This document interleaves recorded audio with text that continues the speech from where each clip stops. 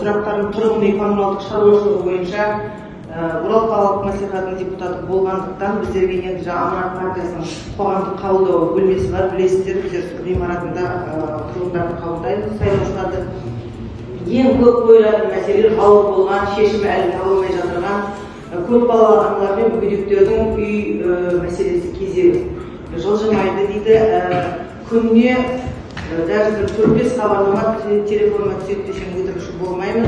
Көпбалалы аналар қоғамдық қабылдауға балаларын жетектеп келіп отырады. Мінекей тұратын жеріміз жоқ, кезегіміз жылжымай жатыр. Көпбалалы аналар мен жетім балалардың очередьте аз қозғалады деген сұраққа мен деген олай айта алмаймын.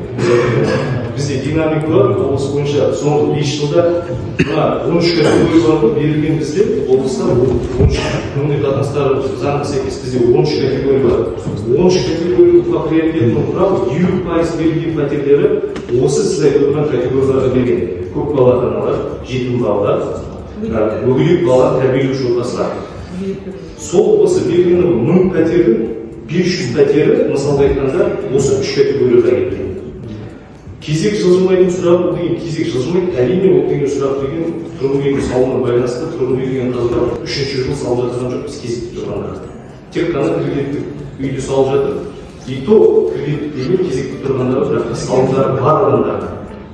Сәйкесінше енді сұрақ көтеріп жатыр. Енді келесі жылдан бастап біз деген арендалық үйді салмаймыз, салмайды.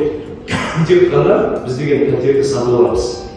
Пәтерді сатып алғанда келесі жылдан бастап 2,8 миллиард теңге осы пәтерлерді сатып алып бөлініп отыр.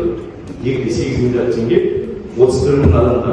Бірақ 2,8 миллиард теңгеміз деген ол деген тек қана 1000 шаршы пәтер. Ол деген жағдайды шешпейді. Сол үшін жаңағы сіз айтып отырғандай бірнеше отбасы банктың бағдарламалары бар.